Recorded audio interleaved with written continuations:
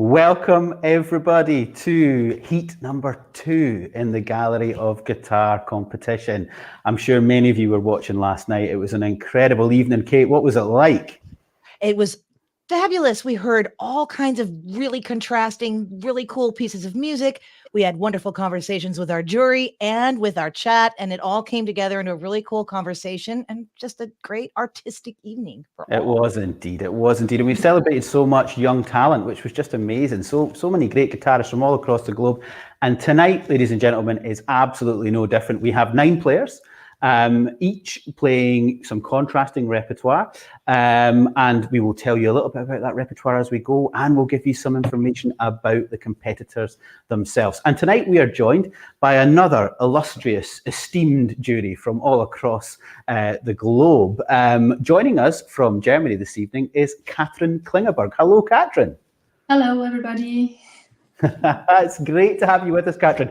For those of you, I'm sure many of you will know of Katrin's duo, her guitar duo KM, with Sebastian Montez, incredible guitar duo. And also, Katrin is the artistic director of the Nürtingen International Guitar Festival and knows guitar competitions inside out. So we are absolutely delighted to have her incredible experience with us tonight on the jury. Thank you for joining us, Katrin. Thank you, pleasure for me. Well, we're delighted. And of course, from Slovenia this evening, the wonderful Uros Baric. Uros, how are you doing? Hey everyone, so happy to be here. I'm doing great, thank you so much.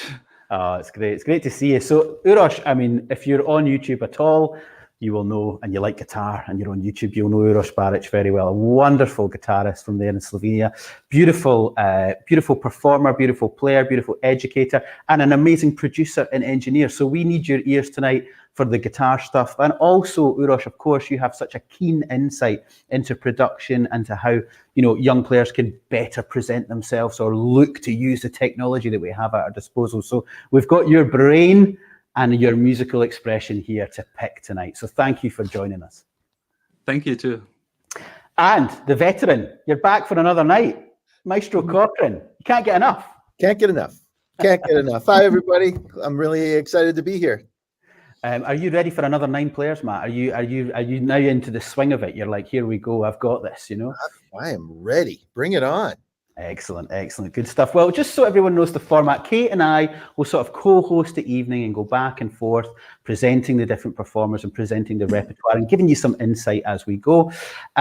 We have the jury panel of Katrin, Uros and Matthew with us tonight. Last night we had another panel, and of course tomorrow we'll have another panel. All of the judges are actually watching the performances of every single competitor. They're scoring that competitor out of 10, and of course by the end of tomorrow night's heat we'll be able to start collating all of the points as they come in. Every competitor that plays gets detailed feedback from the 3 live jury members that attended their heat. So every single competitor in this competition is getting the benefit of such wisdom and such an advice from our panel, which is really important, isn't it, Kate? That's what you need when you're a young musician. You need this kind of advice. Especially positive, encouraging, genuinely helpful advice, which is definitely coming from all of you from our jury last night. We trust our jury tonight. We'll do the same. So very excited for that. Yeah. Of course, it is. It's really important. And when young players are sort of putting their artistry and their expression out there, it's tough. It's tough. What will people think? How will it be received? And we're here to sort of help guide that process and present it, as you say, as positively as possible. So we've checked in with our jury. We've explained the process going on behind the scenes as well. It's time to introduce our first contestant of the evening. So our first contestant is a guitarist called Kane Getsug, and he is from Clarksville, Maryland, in the United States of America. And as is with the competition, it was a free choice of program. All we were looking for was a contrasting program. And Kane has presented music composed by himself. He's a composer and a guitarist. And he has put together 2 pieces. The first piece is 3 short movements. Its overall title is It's Love. And the 3 movements are Stitched, Be Love, and Jump Now. Very cool titles. And then the second piece is Finale. And again, it's 3 short movements. This is the style of composition that obviously Kane is enjoying right now. And its titles are Shooting Star, Closing, and Hope. And when we asked him about these pieces, of course, because he wrote them, as the composer as well. It's very personal, the things that he sort of says. And he says the two pieces, they form parts of larger works of 4 collections. And he said, it's fitting that I choose the beginning and the end piece from the original 4 works. He says, I learned what I'd missed in my contemplation. I overlooked purpose, friends, love, beauty, family, something I had at youth and something I've learned again. So there's something of a sort of rebirth going on in the piece with the music. There's a whole host of detail that Kane actually gave about the music, which I think, because we don't have time to go into everything tonight, I'm sure Kane will be able to sort of chat about that maybe in the comments or maybe in the description of the video at a later date. I can put up more information about the pieces that you'll hear. A fun fact about Kane, it's interesting. Some of the people last night, we had a badminton, no, not a badminton champion. What was it? Table Kate? tennis. We had a table tennis champion last night. But Kane's fun fact is just so sweet and so sincere. He says, my teachers, friends, and loved ones taught me everything I know, and I am so grateful. So there we go. So without further ado, let's have a listen to Kane's performance.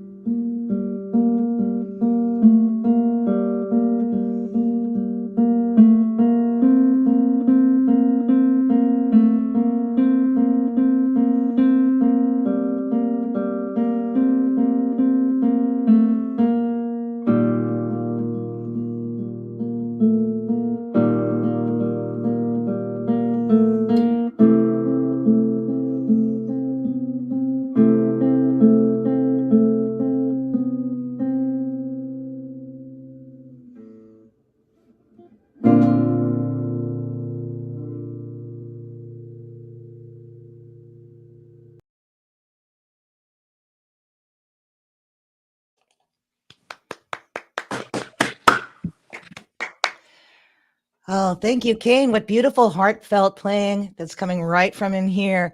I have a question about this. Matthew Cochran, since you are guitarist and composer, so I'm interested, especially because your style of playing really affects the way your music sounds. So can you talk to us a little bit about the vein in which he is composing and then how that kind of dovetails with his playing style?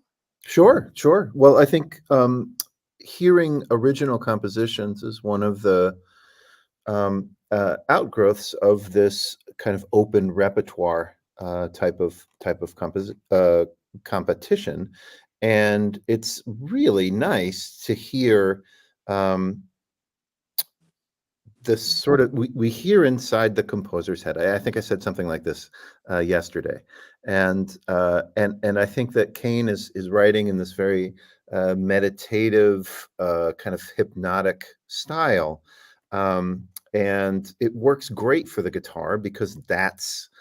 I mean, the guitar does those types of textures very, very well. You know, like we have arpeggios, we have rasgueados, we have a whole bunch of different textures that really lend themselves to a minimalistic approach. And I think Kane was adding in some pretty interesting harmonic changes, some pretty interesting textural changes in there too. So really, really nice to hear this new music, very, very new music. Yeah, there's a great tip for listening to minimalism for those of you who might not be that into it. Don't listen for what repeats, listen for the changes. Makes a huge difference in really appreciating minimalist music. For sure. Yeah, and you're putting your head into a different space, aren't you, as well? You know, it's like it's meditative and it's taking its time to shift. It's like shifting sands of time, I always think, which is really, really beautiful to listen to as well. And it's a very mellow way to open the show. Like last night, I think we opened with Bagatelle No. 1 by William Walton. So we began with this crash, you know, this big, you know, powerful opening, and today we've just like grooved in gently. There we go. So let's get the music. Let's get the party started, Kate. Right, where are we going next? Who is up next? Who is up next? Chris Godard is up next. And hailing from Manchester, originally from Sheffield, Chris will be performing the Allemande BWV 1004 by J.S. Bach and Wainscot Pond in the Woods by Toru Takemitsu. Specifically chose these pieces. Bach, one of Chris's favorite composers, just really enjoys playing it. And then Wainscot Pond has a particular haunting sound, like you're lost in the woods, which I think is very evocative. So I'm looking forward to hearing that. And we should talk about the guitar that Chris is playing. It's made by Paul Sheridan, and it was on loan from the Royal Northern College of Music. And he loves the projection and the tone of this guitar. And this is my submission for the Gallery of Guitar competition. The first piece I'm going to play is Allemande from Bach's Partita No. 2 in D minor. And then I'm going to play the first piece from Takemitsu's In the Woods.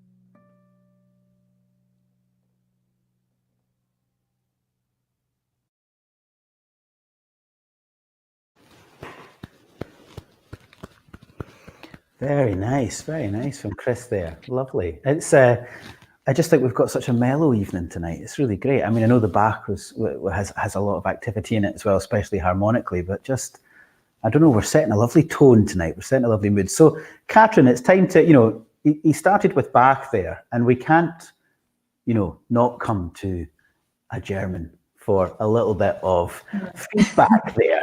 It's not that it doesn't mean that only Germans can play Bach. I'm not saying that, but we'd love to hear from you. What did you think there of Chris's of his Bach? First of all, I liked his repertoire and the two contrasting pieces. For me, in the Allemande, I liked his phrasing, his articulation, but for my taste, it could be more fluent and maybe lighter. It was too accentuated. I say so, more like a dance then in that style. Yes, and more fluent in phrasing, but also in the tempo he's choosing. Okay. So you would want it with a bit more forward momentum then? Would you like it to have a little bit more tempo to it, a bit more speed to it? Exactly. It was, but it seemed to be quite heavy, the piece. Okay. The smaller notes could be lighter and more virtuous, maybe. Okay. So give a I little don't know bit. if it's the word. It's a perfect word, but that was. I was missing it a bit. The lightness and. Yeah. It's an interesting thing when people approach Bach as well.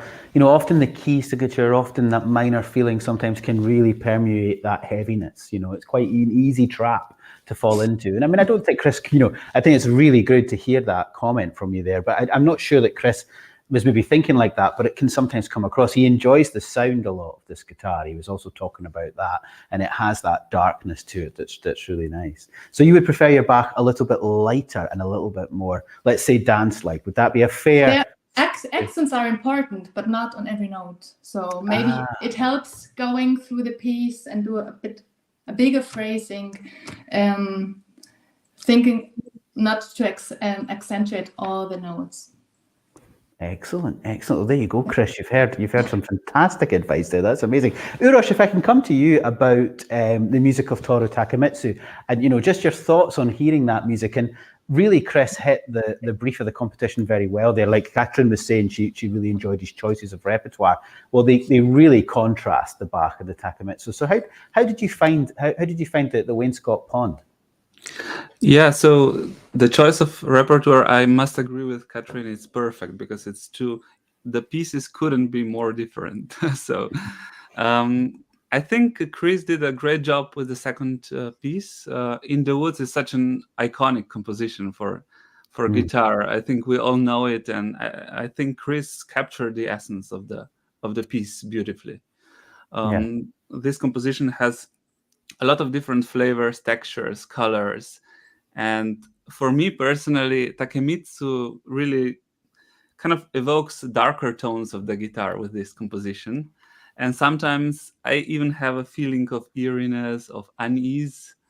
And I think I really liked how Chris approached this composition. Mm-hmm. Yeah, I love you talking about that eeriness and that sort of like unease a little bit sometimes listening to Takemitsu. This was one of the last pieces that Takemitsu ever wrote. And I mean, all the pieces in Wainscot Pond in Into the Woods can stand separately as individual pieces, or of course be played as a set. And this one that Chris played, it was dedicated to John Williams, and it was actually played at Takemitsu's funeral. I mean, it has huge gravitas within our repertoire, which is really special. And I think I don't know if it's in the Hamptons, the Wainscot Pond, and there's a painting of it. Cornelia Foss. There's a painting of the pond, which I think is the inspiration, or a postcard of it was an inspiration for Takemitsu to compose the movement. And it's all those things that you just conjured up, the eeriness, all that sort of stuff that you heard in Chris's playing. I think that's really about painting a landscape, painting a picture with sound, which is really, really fantastic to hear. Kate, do you have a comment that you're interested in picking up on? I've got a feeling that you're in the chat there. You're deep into the chat, Yeah, deep into the chat, which is always it's very cool. People are really into this. They're very detailed. But one in particular, Phil, asked Chat GPT to write us a haiku about this competition. And here it is: strings sing in contest, wood and hands craft pure echoes, gallery of hearts. Man, it's deep. It's There deep we go. stuff. There you go. So it's bringing out the artistry in everybody, even the AI.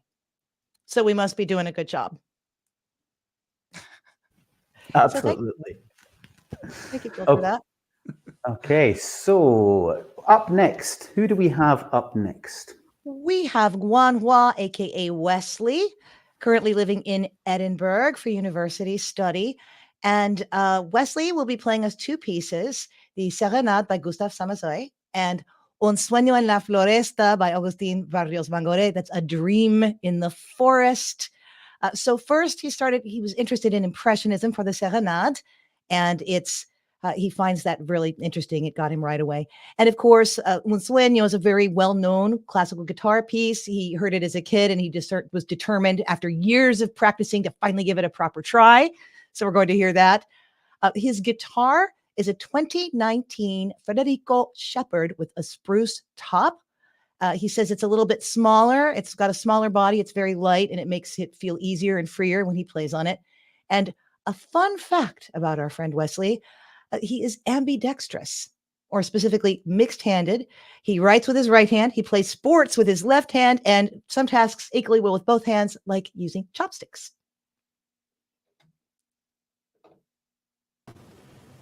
Hi, my name is Wesley, and today I'm going to play two pieces.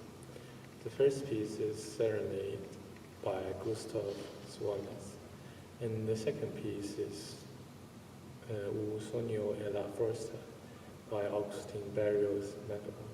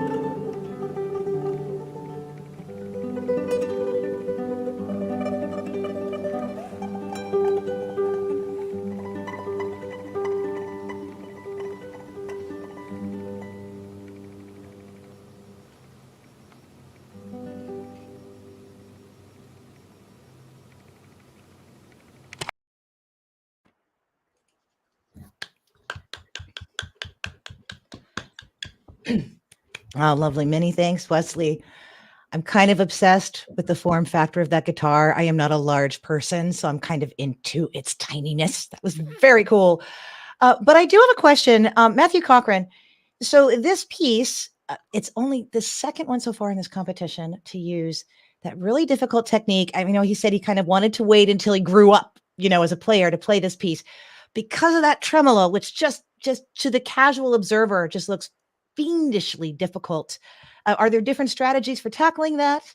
For sure, yes, and in fact, I do think that tremolo can be a fiendishly difficult technique to master, because really what you're handling is evenness and control of dynamics between your thumb and then the other three fingers. And while that's happening in a sort of micro sense, in a macro sense, you also have to create phrasing and bring out the melodic content. And so it's quite difficult to be able to kind of allow the listener to let those little subdivisions between the thumb and then the A, M, and I fingers, they have to be extremely even to give the impression that that the guitarist is actually playing a sustained melody. It's one of those many sort of party tricks that the guitar has to give the impression of sustain when we don't actually have a good amount of sustain. So we have a lot of pieces in the repertoire that utilize this technique. I think this work by Barrios is really quite special because it does a number of different things in addition to just utilizing the tremolo. So well done, Wesley. And again, I think it was an excellent read of the brief to have two quite contrasting works in his presentation. So bravo. Yeah, absolutely. And it's interesting to see where people record, and the different rooms and spaces they have. And I'm sure Uros will have some things to say about that. As the competition goes on, we can sort of get to that. But what do you think there, Uros, just on the recording setup and stuff like that? I think Wesley was in a sort of, it looked like a recital room or something like that, maybe in a school or something, or university. Yeah, exactly. It looks like a hall, right? Yeah, I think so. Yeah, it looked very nice. Yeah, I think it has nice acoustics. Yeah, and then you maybe contrast that with Chris, who had the microphone set up in the stereo pair in a sort of smaller room. It's interesting. What would you sort of say are the pros and cons about using a bigger space or a smaller space, especially for these kind of competition entries? Because we had people last night that were going, "When's the next competition? Can I enter?" and all this sort of thing. So have you got any tips or advice for people who are making these kind of videos for entries into competitions for the first round, say? Yeah, so I think we're all trying just to evaluate the musical capabilities, the expression, the phrasing, the tone production, the quality of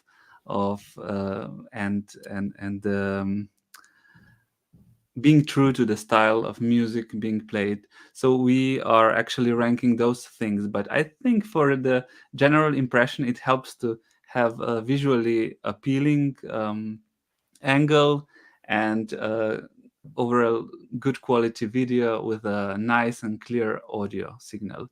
Mm-hmm. But to go back to your question, I think recording in a hall obviously sometimes gives you a little bit of extra of something, it's kind of easier, nicer to play in a bigger hall.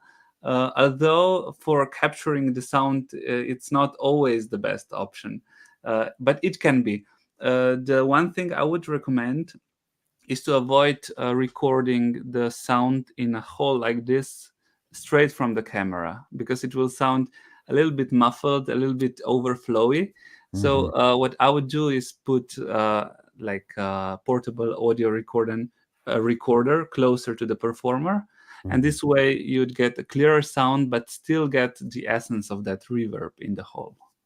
That's great advice. That's really useful for a lot of the young players out there who are, they probably have halls or small recital rooms in their universities or their schools, and it's great. They should be taking advantage of that. But of course, we want to hear the detail in the playing, and that's how you capture that, as Uros says, with the closer recorder, maybe not using the camera, the onboard microphone on the camera, because like you were saying, it can be a bit sort of echoey or overflowy.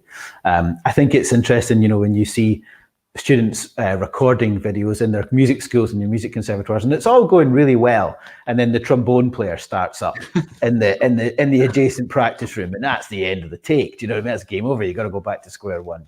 So there we go. So our next performer is called William Johnston. William, he says he now lives and works in Glasgow, but he grew up in the northeast of Fife, and he went to school in the lovely town of St Andrews. How serendipitous, as St Andrews is where the final of the classical guitar retreat competition, the gallery guitar competition, will happen at CGR, at the guitar retreat.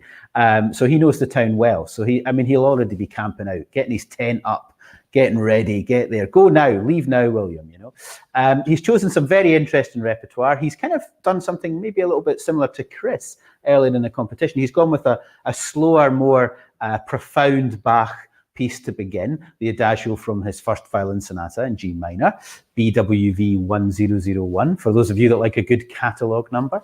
And then Aragon from Suite Española by Isaac Albéniz, so very contrasting there.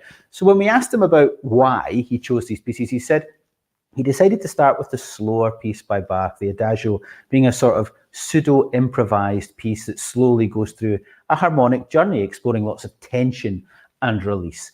And then he chose the Albéniz because it explores a range of the guitar, both in pitch and dynamics, exploring a variety of techniques through its structure. So he's really thought about what's going on with the contrast. The guitar he plays, well, it's a Christopher Dean guitar from 2003. Christopher Dean makes absolutely excellent guitars, but he really went for it, William. He bought the guitar blind. He hadn't tried it.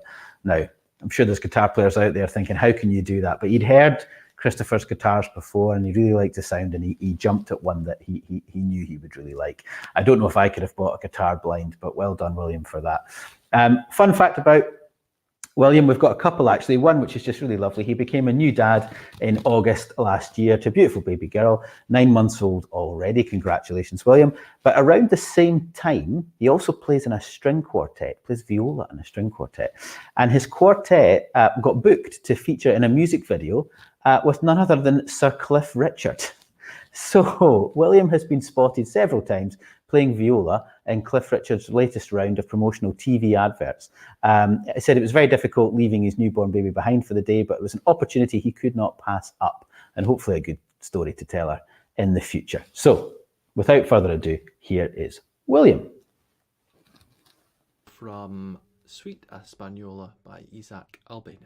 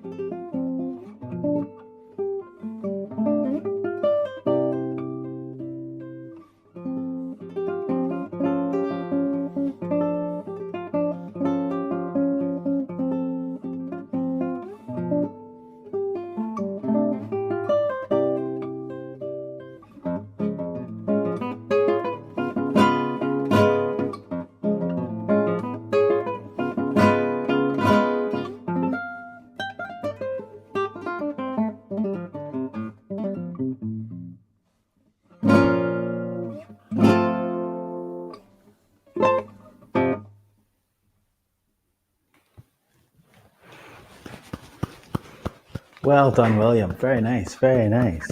So, time to go back to Germany. Katrin, I'm not going to ask you about the Bach this time. I'm going to ask you about that piece that William just finished with there, the Aragon by Albéniz. How did you enjoy that? I liked the way he was playing it. I think he has a very good musical taste. And I think I preferred the lyric parts. Okay. And you could feel his musicality and his sense of for sound. Maybe in the rhythmical parts, it could be he could improve his technique in the part repetitions, because he when he plays the melodic lines, he has a very good and very round sound. But when he plays chords, I was missing that a bit. So to have more the contrast between the lyric parts and the rhythmical ones that show the joy of the Spanish life, maybe he could practice the technical part to make this clearer. Yeah, just to lift that rhythmical, the rhythmical moments a little bit more, just give it a little bit more direction at times. Yeah, because I agree with what you were saying there about the lyrical, the sort of more single line stuff. He has a lovely way of making a long arc to the phrase. So yes, you're right. It would contrast beautifully with maybe just a little bit more of that Spanish, I don't know, vigor. You know, it's a funny thing. I always think when you're playing guitar, it's like, you know, you can get into that world of like not wanting to do anything too, not extravagant, maybe the wrong word, but just like nothing that could kind of go over the top and we could sort of get a buzz, or it could be sort of, you know, you could overplay the instrument quite easily. And I sometimes think it's easy to sort of fall into that way of being just a little bit too cautious, a little bit too careful. Because there was a couple of moments where I thought, yeah, there he is. He's absolutely flying forward there. And then, like you say, maybe just holding back just a tad at times, you know. But it's very, very interesting to hear your take on the Albéniz. So, Uros, could we come to you a little bit about the sound there, you know, following on a little bit from what you were talking about, you know, advice to players that are thinking about recording, because William's clearly got a very beautiful sound and he's getting a lot of tone out of that Christopher Dean guitar. How did that come across to you, especially in the Bach? Yeah, exactly. So I totally agree. I think William has a buttery, smooth and beautiful tone, really perfect tone production, and he has a really nice kind of very organic, very natural sense of musicality and phrasing, and it shows with Bach. I wouldn't change a thing. It's intimate, it's beautiful. He has a very good control of the ornaments in Bach, and it just flows very nicely. In terms of recording, I think this is a great example as a really solid, really high quality submission, because it sounds really clear. It sounds with a ton of details in the sound. So I'm assuming he uses 2 professional microphones that are hidden just below the frame of what we are able to see, and going through an audio interface and then syncing together with the video. He does a lot of things in terms of video also that work excellent. Just if you take a look at the lighting, it's from the side, and he lights the background separately from the main subject.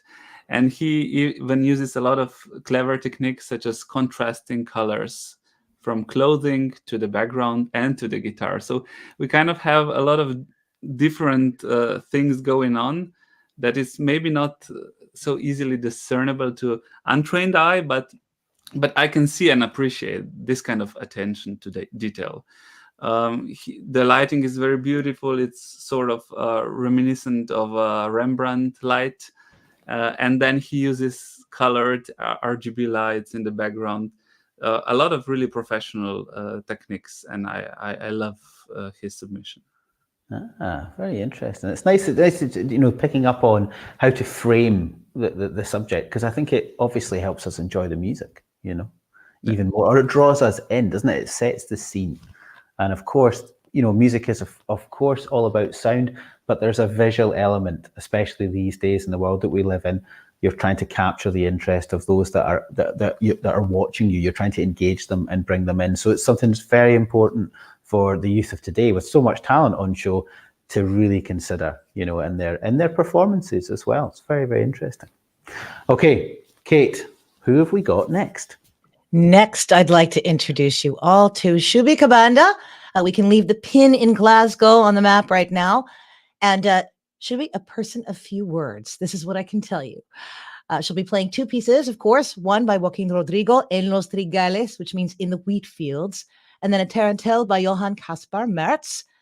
She just feels they contrast well. They both have moments to show off and thinks they're good competition pieces. And she will be playing a Daniel Stark guitar.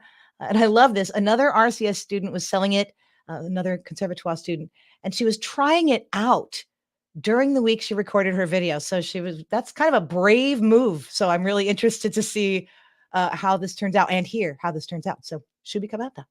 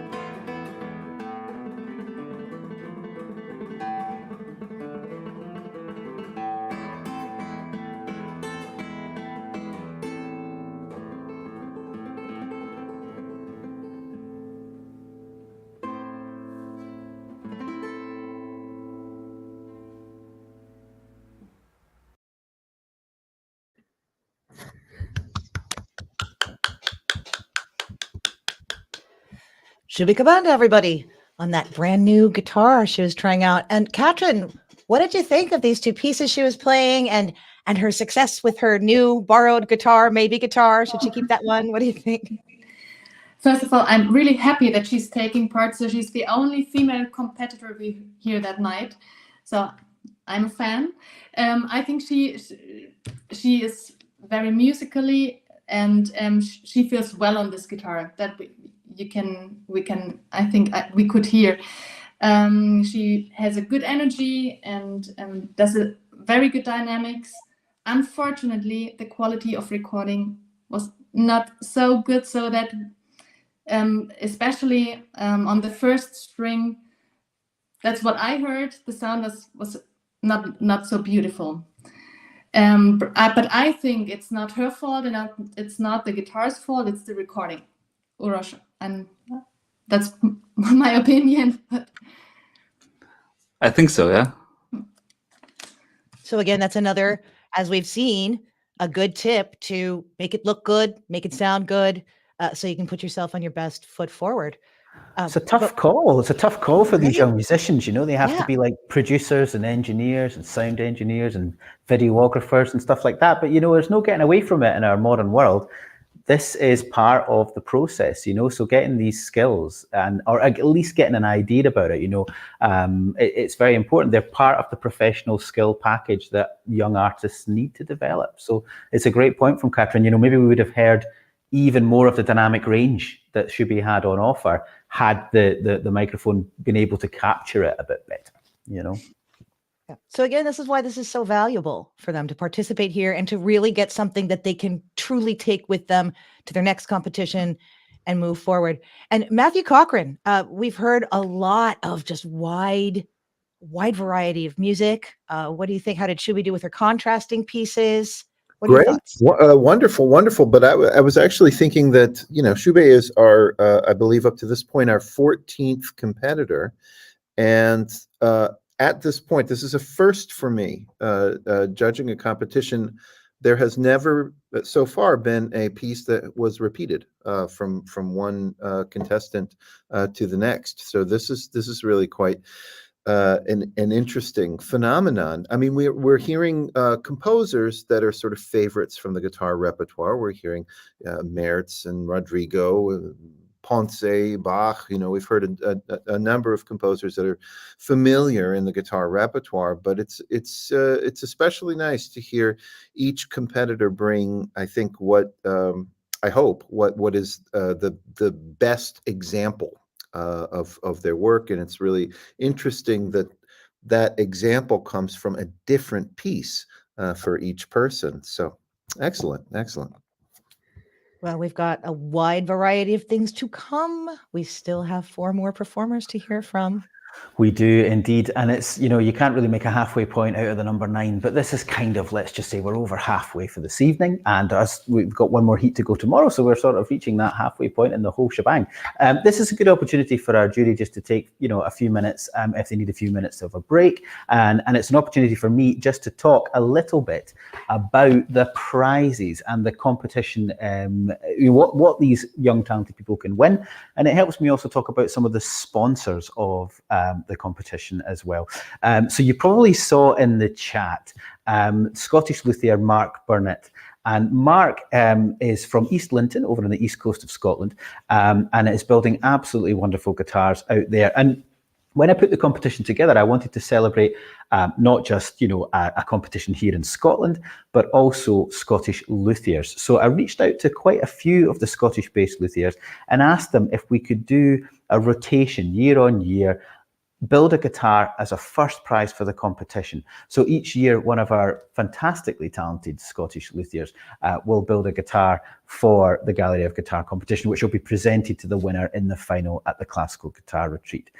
So I visited Mark at the end of last year, and we looked at all the bits and pieces of the guitar, not put together yet, all in bits on his workbench. And then just about a month or so ago, I went back over to his workshop and saw and played the finished article. So an absolutely beautiful spruce top classical guitar. If you check out some of the videos on Gallery of Guitar, you'll actually see me interviewing Mark about his process, about his building, and looking at the guitar disassembled, and then of course that day that I went out and played it in person and got a chance to hear how it sounds and how it feels. And whoever wins it is going to be extremely lucky, because it's an absolutely beautiful, top quality instrument and hugely expressive. So we say a big thanks to Mark Burnett for being so invested in the competition, to spend his time and his skill building such a beautiful instrument for the winner.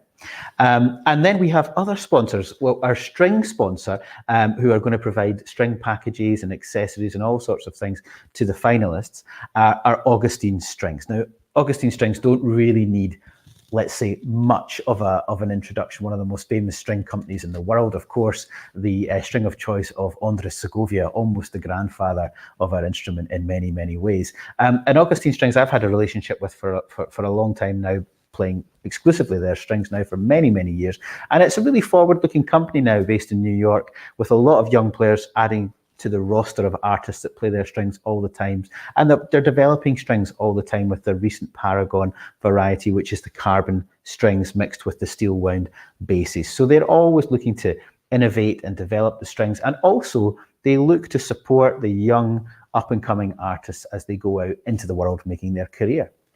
And our third sponsor is Alba Guitar Beads. Now, Alba Guitar Beads have quite a large presence around Instagram and through social media.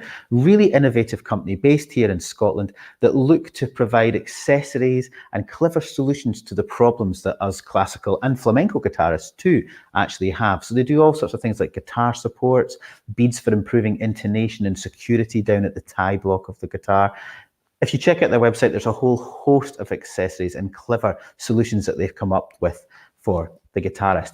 They're providing a beautiful carbon fiber case for Mark's guitar to be safely housed. And again, the winner of the competition will receive that. And there are prizes all the way down for the finalists to help out in the early stages of their career. There's cash prizes, of course, as well, because that really helps set you up on your journey and cover some of the expenses that you have. The competition final will be live streamed. So again, that competition, which will really be like a concert by the time we get to that stage with our 6 finalists, that'll be live streamed again on Gallery Guitar, and you can hear the players that have been chosen come together and perform what will be a beautiful afternoon of guitar music. Now, the final takes place at the Laidlaw Music Centre at the University of St Andrews, which is the new home for the Classical Guitar Retreat. That's a festival that has ran in Scotland for 14 years, and it ran for a long time on a little island off the west coast, and now it's moved to the beautiful picturesque town of St Andrews on the east coast of Scotland. And the Laidlaw Music Centre there, part of the university, has the most stunning Macpherson recital room, and that's going to be the home for all the concerts during the festival, all the teaching, all the classes, and of course the competition final will be there as well. So lots and lots of wonderful things for the competitors to win, prizes to enjoy. The prize winner actually will get to come back in 2025 and perform a concert at the Classical Guitar Retreat. So that's the opportunity to really expand the repertoire. So hopefully our jury are back. Everybody's refreshed and ready to go, and we'll have a little listen to our next performer of the evening, a performer from Ireland, from County Limerick, which is kind of like the Midwest region of Ireland. And Patrick is going to be playing, Patrick Kearns, he's going to play Prelude No. 2 by Villa-Lobos, and then Capriccio Arabe by Francisco Tarraga. So very contrasting repertoire there. Why these pieces? Well, Patrick says the Villa-Lobos compositional style for the guitar always drew him in. So he really has always sort of liked and admired that music. It's really excited him, obviously wanting to play.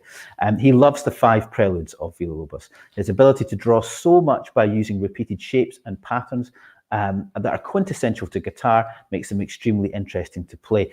And for everybody listening out there that's maybe not a guitarist, it's very idiomatic music, Villa-Lobos. It's very well written for the guitar. So what he's saying there, Patrick, about moving these shapes, and sometimes you would change harmony by moving into different chords. Villa-Lobos had a trick of finding that sound, finding that chord, and then often shifting it about in a very idiomatic way. It creates a lot of drama and texture in the music. He says that the classical guitar, it's quite interesting, sits in the background of Irish artistic culture. So he's always felt that the pieces which capture people's imagination and the wonder of our instrument should not be ruled as too cliche.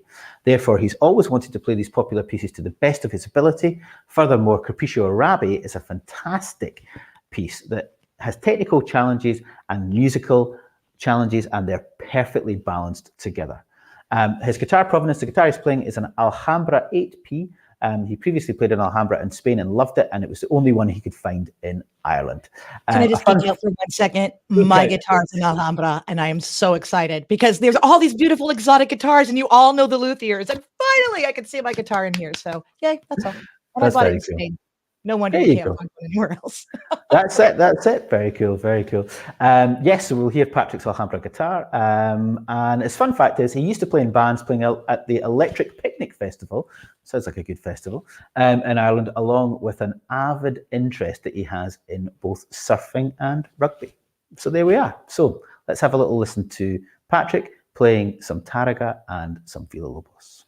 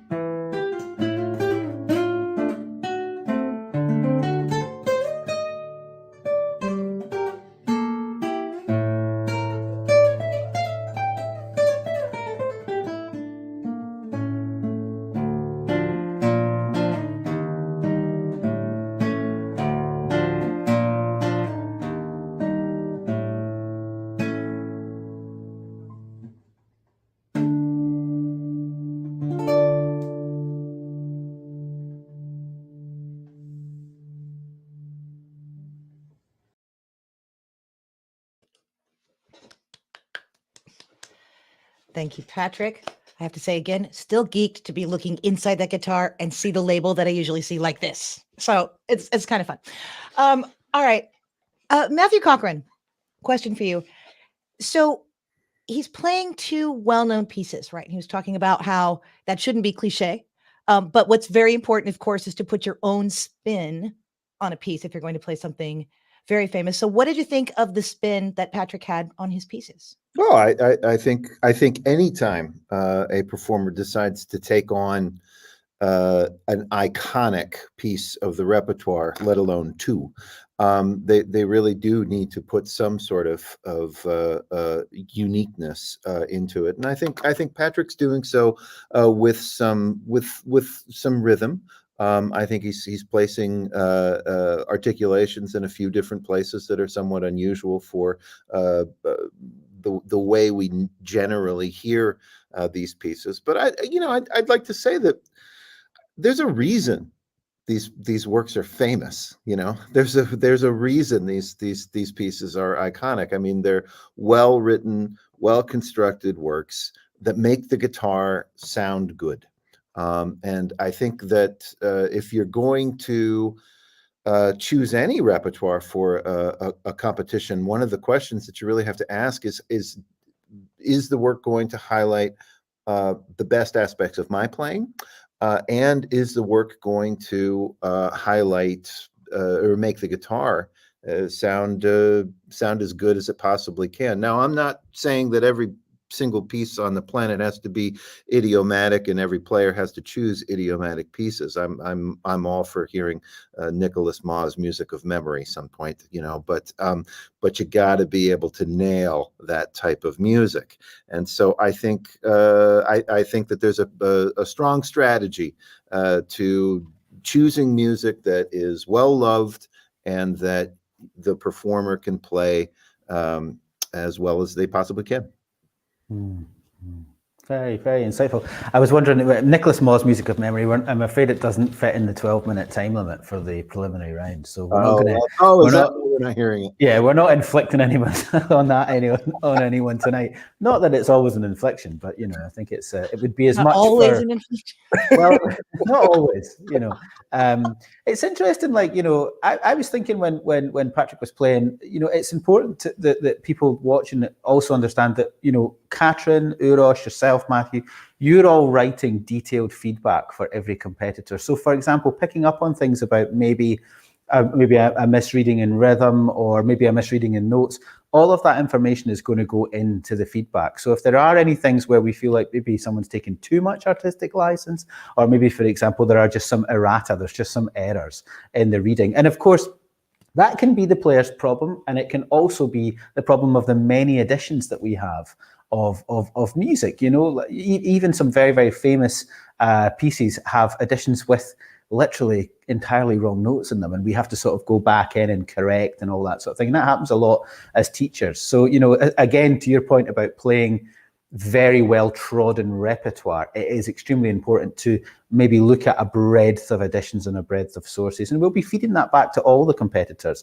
in their written feedback about maybe these things about rhythm or note reading, and just to make sure that any errata's cleared up, and that's why you're all here, and you're all also given written feedback as well as verbal feedback this evening as well. Mm-hmm. How's it going in the chat, Kate? What's happening? So again, fascinating conversations happening. Everybody's all in on all of this, but we're still having this conversation about working in the modern age with so many analog things, right? I mean, like Mark Burnett's life is extremely analog, right? Working with his hands. Yes, exactly. And everybody talking about how this is definitely an issue. This is something we have to figure out now, how to work with your hands in a digital environment and kind of wed that digital and analog together. And there's Gail. Yes, definitely catching what we're talking about here, picking up what Uros is putting down, basically, about how you have to think about these kinds of things. It's a whole new vibe. It is. It's a whole new world, brave new world, isn't it? There we go. A lovely comment there from Randall, who is an avid supporter of the Gallery of Guitar, one of the Gallery of Guitar's Patreon members, and just a real supporter. And he just says something which is for everybody here tonight and yesterday and tomorrow. All you players, performers, competitors, judges, Kate, everybody involved. Thanks to all the artists, judges and hosts for all of the hard work they are putting in. I'm changing it a little bit there. It's not over yet, Randall. They're putting into this competition. So we are staying in Ireland with our next competitor, Alex Krylov. He's from Dublin, Ireland, but he's currently living in Glasgow, and he's studying at the Royal Conservatoire of Scotland. And he is playing some Schubert and then some Piazzolla. So it doesn't get much more contrasting than that. He's playing Lob de Trennen by Schubert, arranged by Merz. You actually heard Shubbe Kabanda earlier playing a Tarantella by Merz. And then Primavera Porteña by Astor Piazzolla. So we're getting a bit of tango and a bit of Schubert's song. Why these pieces? When we asked him, he just said, it's just good music and they're fun to play. Can't say fairer than that, Alex. The guitar provenance, he's playing in the video, a guitar by Philippe Conde from 2018. And the guitar he now has is a Daniel Stark. And he didn't give us any fun facts. So, you know, he's just, there's this, where's the fun? Where's the fun, Alex, you know? We asked you for a fun fact. We asked you for a fun fact. There's lots and lots of fun in his playing, so I think he makes up with it for that. So here we go. Let's have a listen to Alex. My name is Alexander Krylov, and I'll be playing Lob de Trennen by Schubert, the Merz arrangement, and Primavera Porteña by Astor Piazzolla, the Assad arrangement.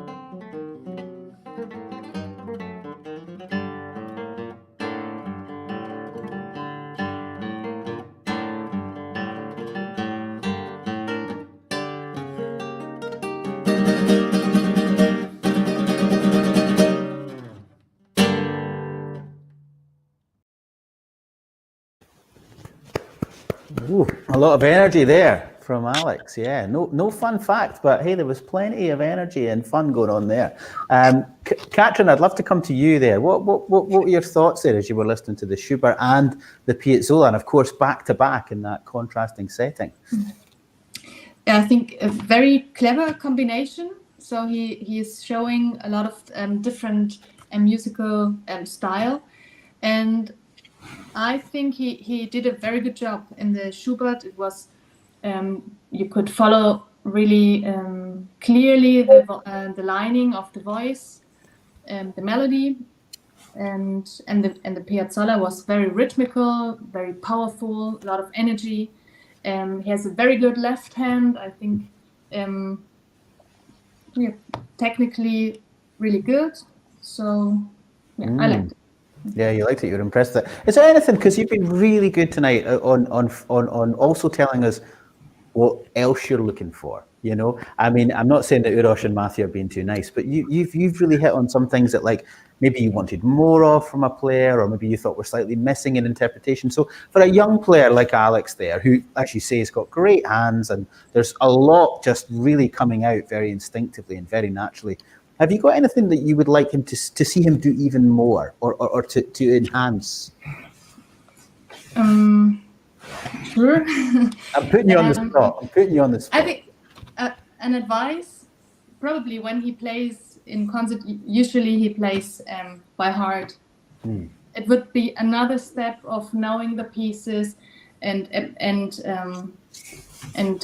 give another kind of projection of his connection to the music if he would not need the score.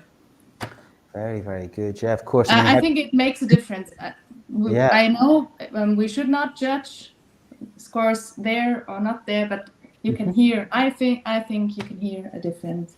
Yeah. I by myself prefer playing without scores if it's possible. Yeah, no, very interesting. It's a good point. I mean, it does help with the connection that you have with your audience if there isn't that barrier of the score. Although I did quite like his swish. He had quite a confident swish when he did the stage dance. I mean, so you've got to take one to give one. Do you know what I mean? It's like, you sort of lose something because we're never going to see that swish again. But these things happen. What about? Sorry, Kate, go for it. Sometimes I think singers are jealous because instrumentalists. You can have a score any old time if you want one, but singers not so much. Yeah, it's but it's the same kind of idea of being out there and being able to express what you're doing, and that there is a great value in not having a score.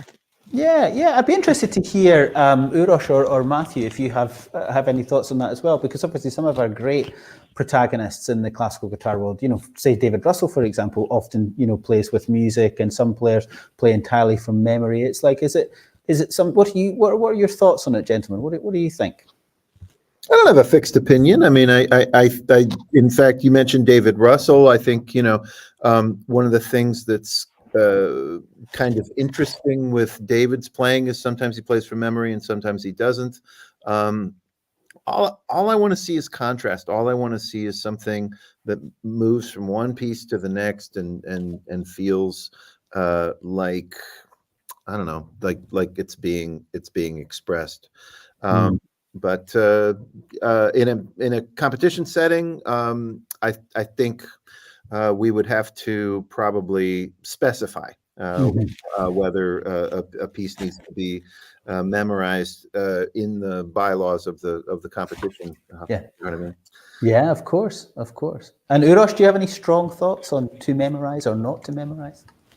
Well, my opinions change through the years. I used to only play by memory everything, every concert, everything. But I just love music nowadays too much that I just want to explore new music, always new pieces. So I actually am guilty of playing with score quite often lately, especially when I present new repertoire.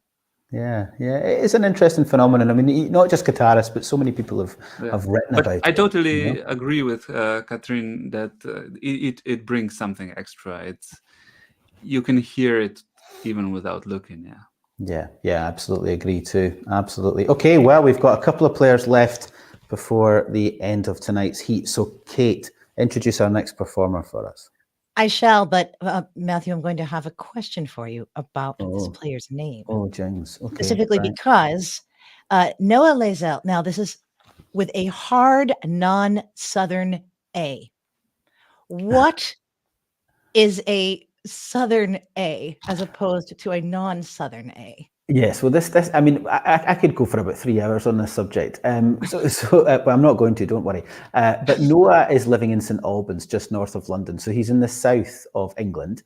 And often, I mean, I'm not going to get political here tonight, but, often in the south of England, they think the north is something around Manchester or Birmingham, do you know what I mean, up there. But I mean, if you went up to Shetland, that's north, or Orkney, or Aberdeen, or Inverness, right?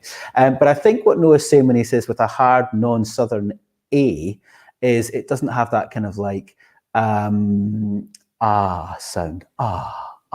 It's got a bit more of a Noah, so not Noah, but Noah. But I could be proved wrong, but I think it's that's the inflection that he's looking for. So I hope we've done him justice. That's all I can say. I hope so too. That's why we asked everybody that question.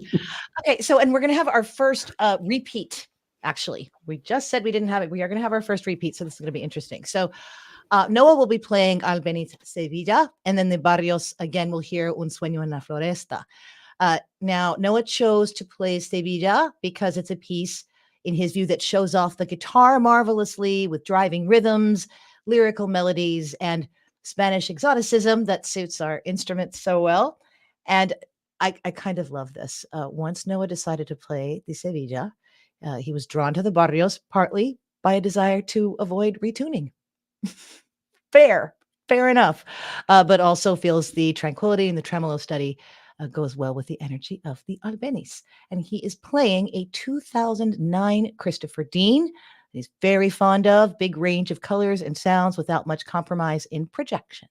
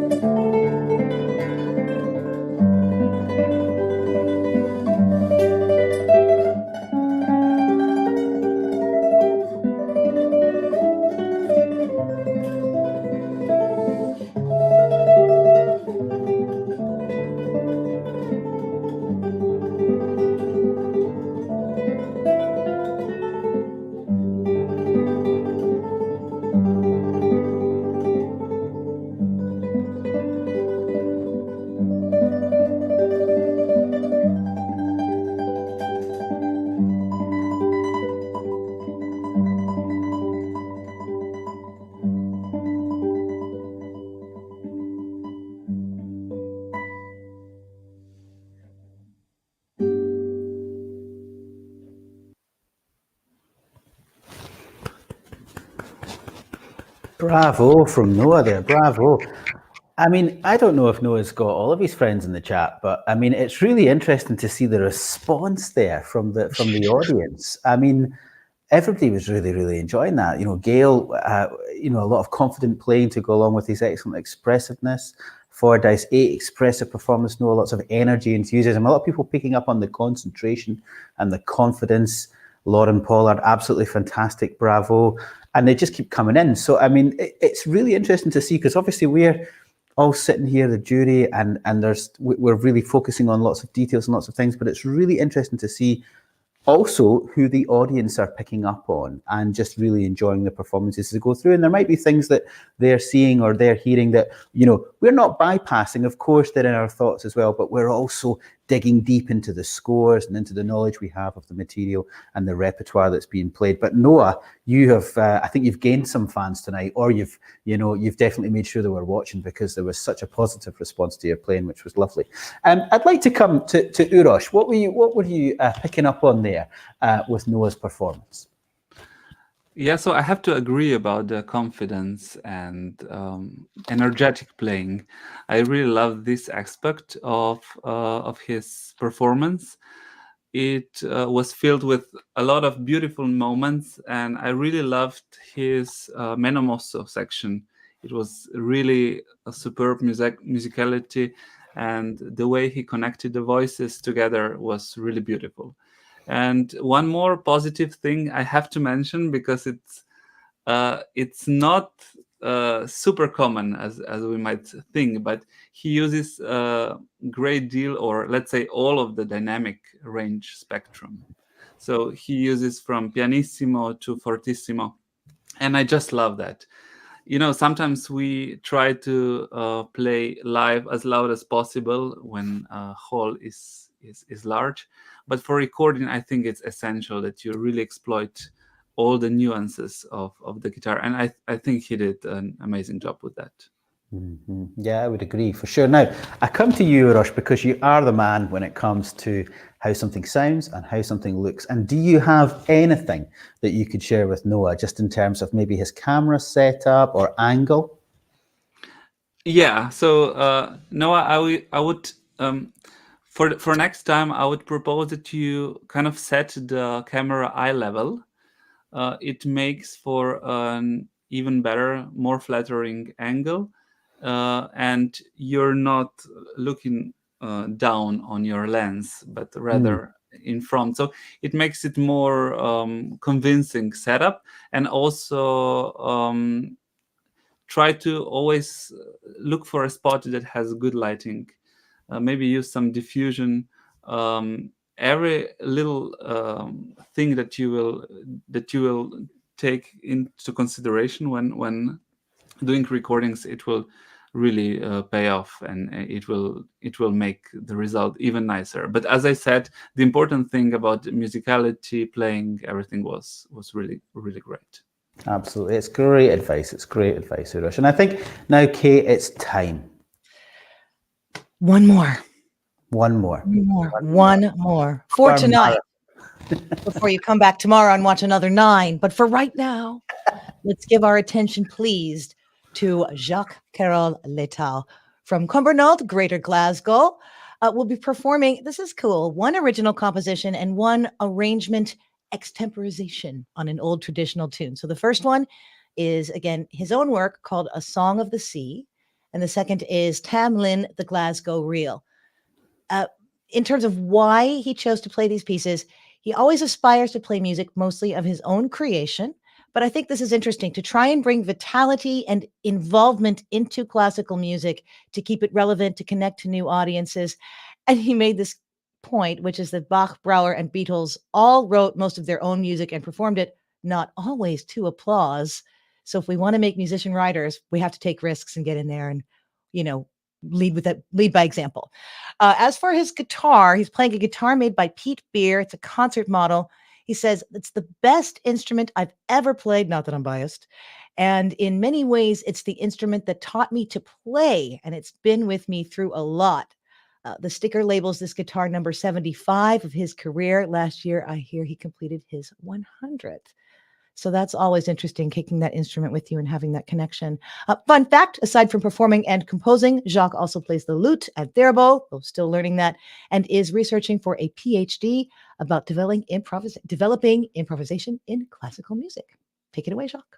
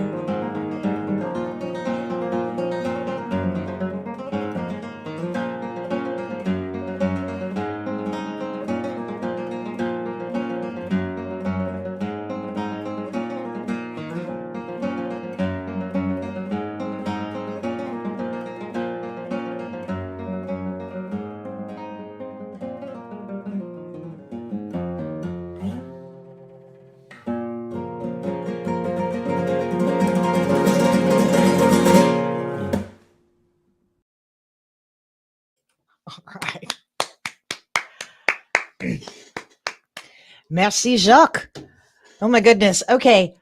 Jacques was our final performer for the evening. So, but I would really love, because this is the last time we will ever see this particular panel in this particular moment, I'd love to hear from all three of you, please, briefly about this. Katrin, please, can we start with you in your reaction to Jacques' performance? Yes, obviously he finds inspiration in folk music, and I love folk music of all countries. I love his pieces and the way he's playing them. I think you can't play it better. It's his music, and everybody can realize it, and that's great. It was a pleasure to listen to it. Excellent. Thank you. Uros. Yeah, same thoughts. I was captivated. I felt like the first composition felt like a journey. It captivated me, and I couldn't even think of any kind of faults. He's one with the music and his expression and performance and presentation. Everything was really high quality. And the second one was really nice. It seems like a modern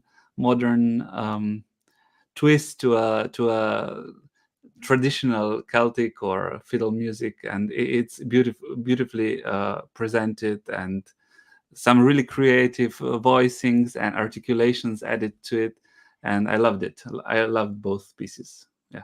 Great. And Matthew Cochran, as composer, friend, you get the last word on Jacques. Go for it. Yeah, very, very authentic feeling performance. Actually, I was thinking about the other tremolo pieces that we've heard. We've heard from some really quite remarkable composers who are handling the same texture.